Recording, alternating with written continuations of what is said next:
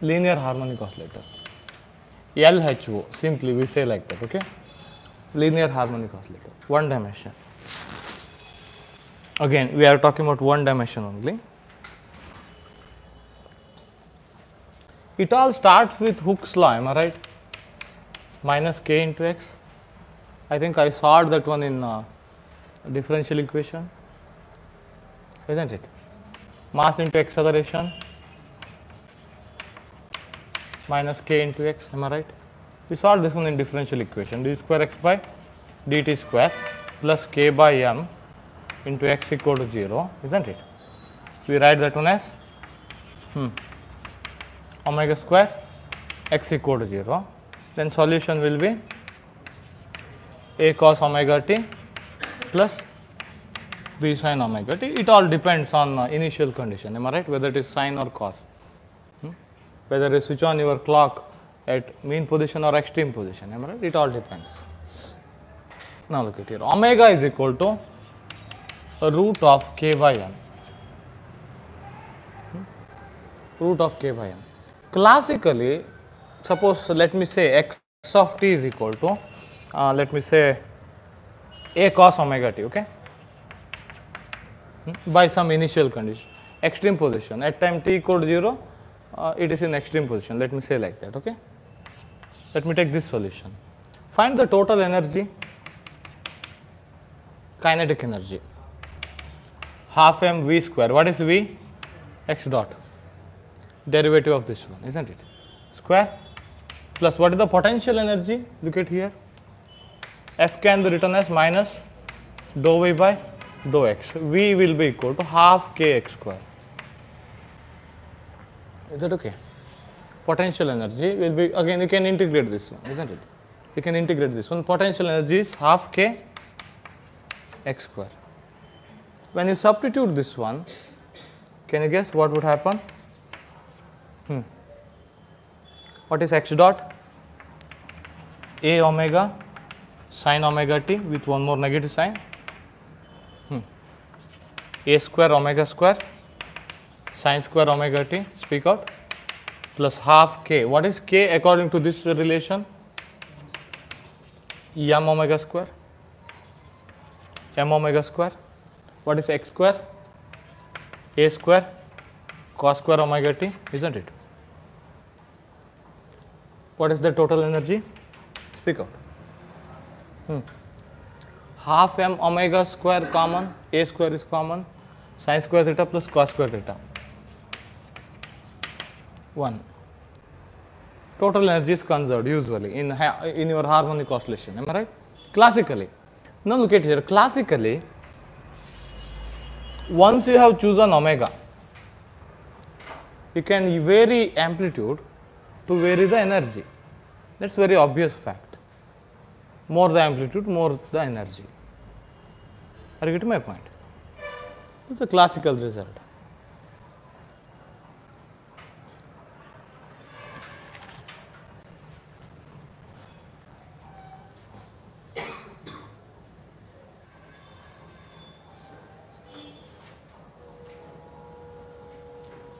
Over.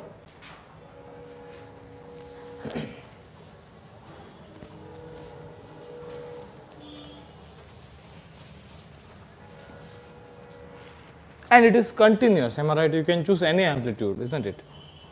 It's under your control. Omega is decided by k, remember, force constant.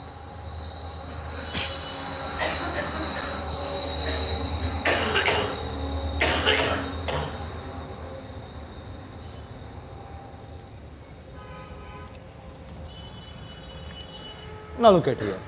Yeah, that is the one of the idea. Just keep it aside. Energy, classically, it can be any value, isn't it? It can be continuous, okay? So another one is, look at here. So potential, I have taken it as half k x square, am I right? Are you getting my point? So that means when you plot that one, that's a perfect parabola, isn't it?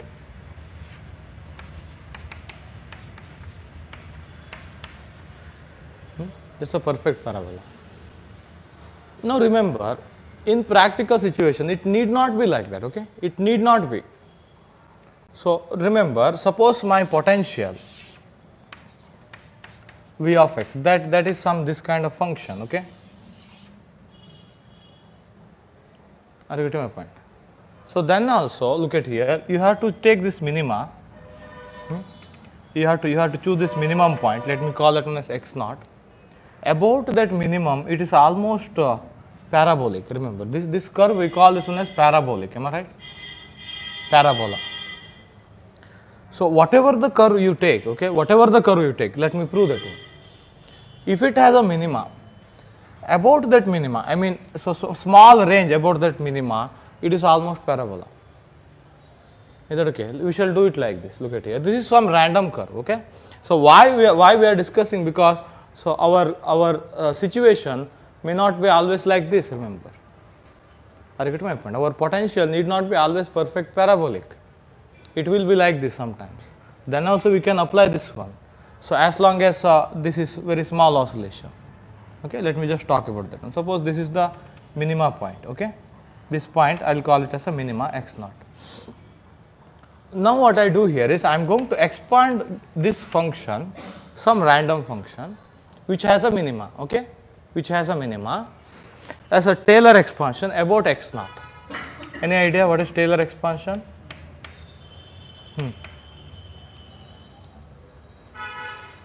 Taylor expansion. X minus x naught plus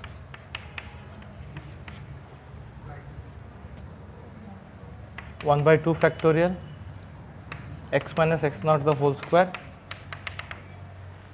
plus and so on. Okay. Now x is some arbitrary value, isn't it? X is some arbitrary value. Now look at here. If I am talking about small deviation from this what you call this minima, small deviation, then x minus x naught will be very small. Am I right? I'm not going very much away from this x naught. Is that okay? I'm talking about in the very neighborhood. I mean in the very neighborhood of x naught. Is that okay? I'm talking about small oscillation about that x naught. In that situation, look at here. I can neglect higher order terms because next term contains x minus x naught the whole cube. Is that okay? X is very close to x naught. That's why x minus x naught is small. That's why I can neglect higher order term. Is that okay? So now I'll take only first 3 terms. Now what happens to this value? Derivative at x naught. What do you mean by derivative? Derivative is a slope. What is x naught? X naught is a minima. What is the slope at minima? What is the slope at minima? 0. It is 0. Only this and this term remains if I neglect higher order term. Okay. Now look at here, v of x is equal to, so v of x naught, okay, v of x naught plus half v double dash of x naught into x minus x naught the whole square. Am I right?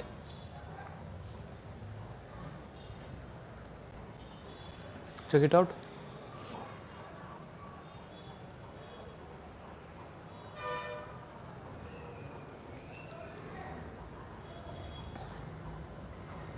Now what I do here is, this is a constant, isn't it? Later we will find in classical mechanics, if you add any constant to potential, it will not change any physical property. Is that okay? Now what I do here is, I am going to shift my origin from here. What is v of x naught? What is v of x naught? Speak out. That is this height, am I right? This is x naught value, this is v of x naught, am I right? Now what I do here is I am going to shift my origin from here to here. Are you getting my point? I'll choose my new origin like this at this point. Then what would happen? V of x naught will be 0, am I right? So that's why you don't have to worry about this one, you can erase this part. Now this part is very important. So we call it as second derivative at minima. I'll come to this part in classical mechanics. second derivative at minima, am I right? X naught is minima. That second derivative at minima, it will talk about curvature. First derivative is a slope, am I right? Second derivative is derivative of slope. Second derivative will talk about how slope changes. Second derivative at minima will talk about what is the curvature. It will talk about how fast it is curving, like that. It's very physical quantity. Is that okay? Now, if you get rid of this term also by just shifting the origin, you will get half v double dash of x naught x minus x naught to the whole square. Am I right? Now, what I do here is I am going to shift my origin to here again. Is that okay? Then what would happen here is half v double dash. Now x naught is at origin 0, x naught is 0, x square. Is that okay? Just locate this one. Now my curve is approximately same as this curve. Look at that. This is one constant, am I right? You are going to take second derivative and you are going to put minima point, isn't it? That's one constant, am I right? That is playing the role of spring constant k. Is that okay? That's why we can quote, I can write k is equal to v double dash of x naught, or I can write v double dash of x naught. That's the best idea. Are you with me, my friends? Second derivative at minima, that will play the role of k, of small oscillation. Again, all of this argument, I mean higher order term is neglected. All of those arguments are true only when you have small oscillation about minima. Is that okay? As long as the oscillation is very small about minimum, it is, look at here, it is exactly same as this one. We say any oscillation about minimum is simple harmonic. We call this kind of potential, we call simple harmonic potential. Okay? Any oscillation about minimum is simple harmonic as long as it is small oscillation. Because we can argue that this potential merges with this potential, isn't it? Where k is given by second derivative at minimum. Okay? So there are many questions, direct questions on this one also. Okay? They will give some random potential. They will ask what is the frequency of small oscillation. K will decide frequency, am I right? Root of k by m, am I right? So there are many questions where they will give one potential, some arbitrary potential which has a minimum. They will ask what is the frequency of small oscillation about minimum. Then you have to find second derivative at minimum and you have to substitute that. In place of k in your omega, you have to put second derivative at minimum. Some classical mechanics question. Okay? Yeah. So why I am explaining this one? Because your potential need not be perfectly parabolic. It can be of any shape. If it has a minimum, if there is any small oscillation about minimum, you can approximate that small oscillation as simple harmonic, this kind of potential.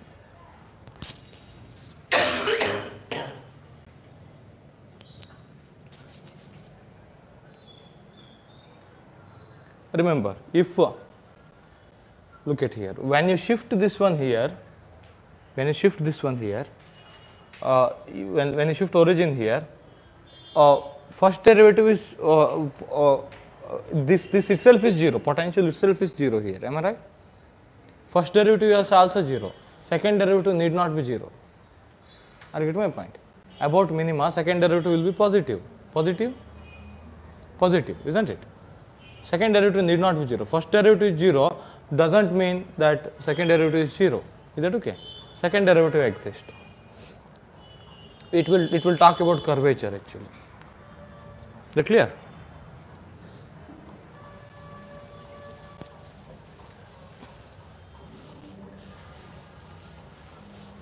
Wait a second. Again, the argument is any potential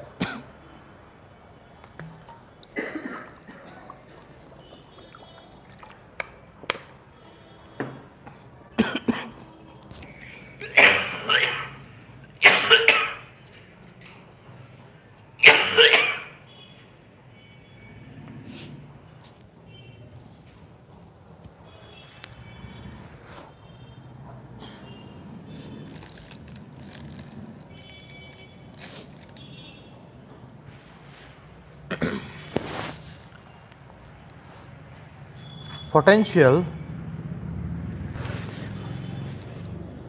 is approximately parabolic about minima. You can take like that. Or if you take any curve with minima, zoom in that one in your what is that, GeoGebra app, it looks like parabolic. Maybe curvature may be different for different curve. Second derivative at minima, it will talk about curvature. Is that okay? But it is parabolic. And you can say small oscillation about minimum is almost simple harmonic. Okay, that is the idea. That's why this have got a lot of application. Is that okay? Because of this idea.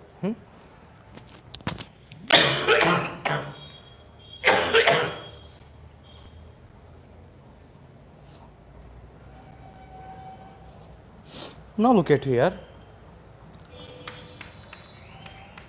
To solve Schrodinger equation, first we have to write potential. Am I right? Potential defines the system. Now in this idea, we take it is perfectly parabolic throughout. Okay, we are not going to take any other type of curve. We will take perfectly parabolic. But we write that one. Look at here. Omega is equal to root of k by m. Am I right? K is equal to m omega square. We prefer writing k as m omega square. Okay, half m omega square x square.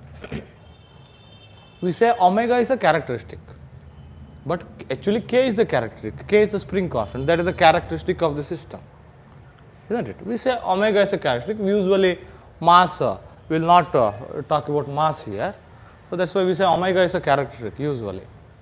This is your potential. This is your potential. Now Schrodinger equation minus h bar square by 2m d square psi by dx square plus half m omega square x square psi is equal to E into psi. This is the second order differential equation with variable coefficient. Is that okay? You need to go through power series method to solve this one. That's not that easy. Okay, I mean we have to edit this one. If you do some, if you substitute something, it will be converted into Hermite differential equation. That he has done in the next topic. In the next topic, he has solved this equation. Okay.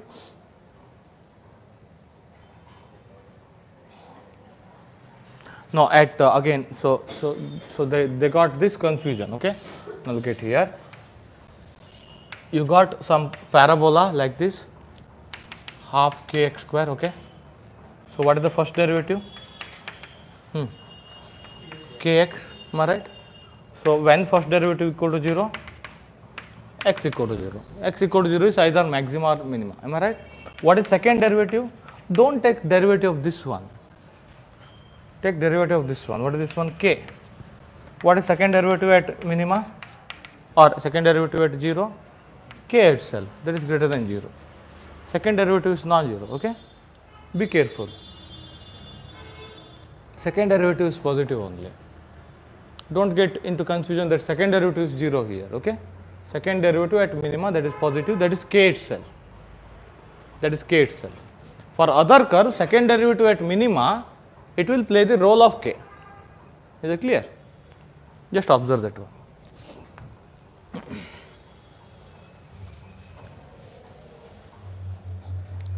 So after substitute, first derivative at minima is 0. Again, after putting that one 0, don't take derivative again, it will get 0 only.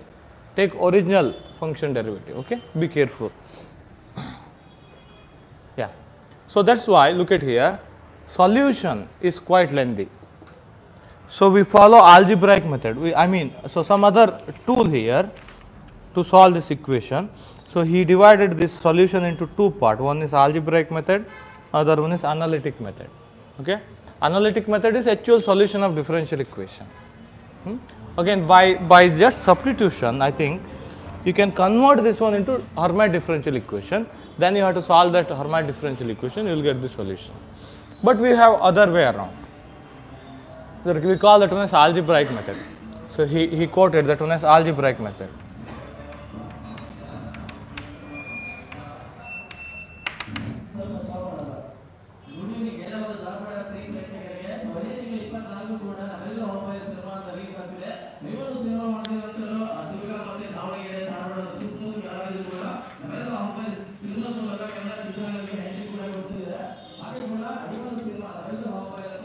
Yeah, can you hear me? Can you hear me?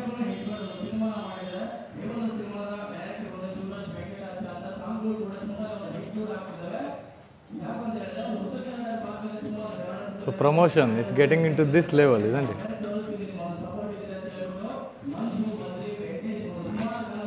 Yeah, actually they can hear. This mic is very close to here.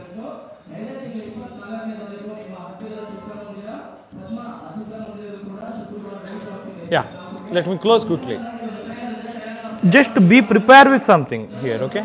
Before tomorrow. Let me finish out this harmonic oscillator. Look at here. You don't have to go through any integral, any difficult step in any harmonic oscillator problem if you learn this one properly. That's why I need to do this all derivations, because each and every step is, it may come in problem, in solving the problem. Is that okay? We will never work out, I'll never work out that analytic method, remember. Are you getting my point? Solving that differential equation by power series method. That's too lengthy. Is that okay? But this algebraic method, ladder operator method, you can say ladder operator method. So that is on other way around, okay? It's a kind of tool here. Now I don't know who invented that one. I don't know how to start with this one, or I don't know what is the necessary step here.